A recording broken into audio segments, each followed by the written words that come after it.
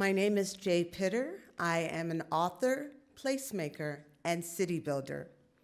I learned my most important city building lessons from my second grade teacher. You see, I was one of those kids who sat in the back of the class and spoke out of turn.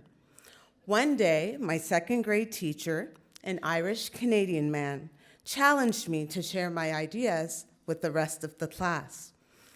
Now, for most 8-year-olds, this would be a daunting proposition, but I was a feisty inner city kid, so I seized the spotlight. I don't remember what I said, but I do recall my teacher's response. It was affirming.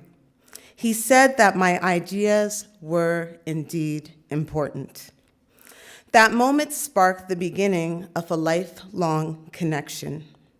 During the summers, my teacher would bring me books to ensure that I kept up with my teaching, with my reading and writing.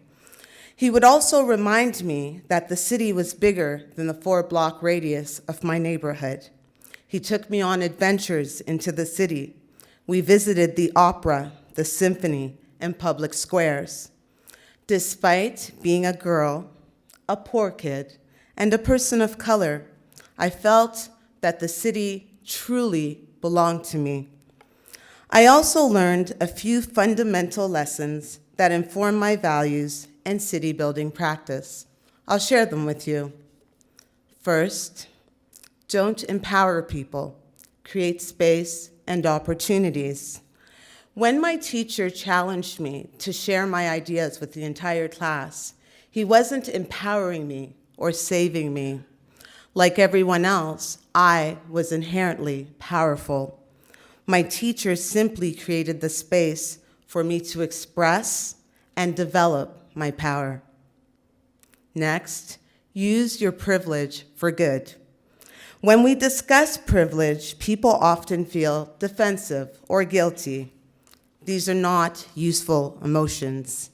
We live in a moment when we can easily learn about historical injustices which continue to contribute to social inequities. We all have a measure of privilege. Instead of being overwhelmed, do what my teacher did. Be accountable. Use your time, financial resources, and expertise to create positive change. Next, develop meaningful relationships across difference. Oftentimes, when we think about more inclusive cities, we point to governments or major movements. While policies and systemic change are crucial, each and every one of us needs to commit to getting to know each other better. And I don't mean attending a street festival or trying a new cuisine. Getting to know each other requires time and close proximity. We need to sit with each other in living rooms and kitchens, visit different places of worship, or perhaps go on long urban walks. This will help us to move beyond tolerance to deep appreciation. As with all good relationships, there will be occasional feelings of discomfort and instances of disagreement. As Canadians, we are so polite, so good, so afraid of disagreement, that we avoid grappling with difficult issues. My second grade teacher encouraged me and all of my classmates to disagree and risk saying the wrong things. This wasn't always comfortable, but it created the conditions for us to develop authentic relationships and understanding. Finally, enable people to be their full selves. The last time I saw my teacher, we sat in an Irish pub with a lot of memories and admiration between us. We reflected on our story, an unlikely story made possible by living in a Canadian city.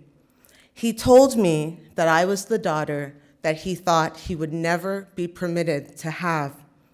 In addition to being Irish Canadian, my teacher was a gay man who never was open about his sexual identity. I imagine that when he looked to the back of that classroom, to the little girl who always spoke out of turn, He saw that I too was lodged in a margin, that I may not be able to express my full self and potential. It saddens me that he left the planet without openly expressing his full identity. But as his chosen daughter, his legacy, and his light, I ensure that all of the work that I do helps to create cities that are places of safety, prosperity, and opportunities for everyone. I believe that sharing space and power, developing meaningful relationships across difference, and enabling people to be their full selves will help us to create more inclusive cities and a better country, a country we desire.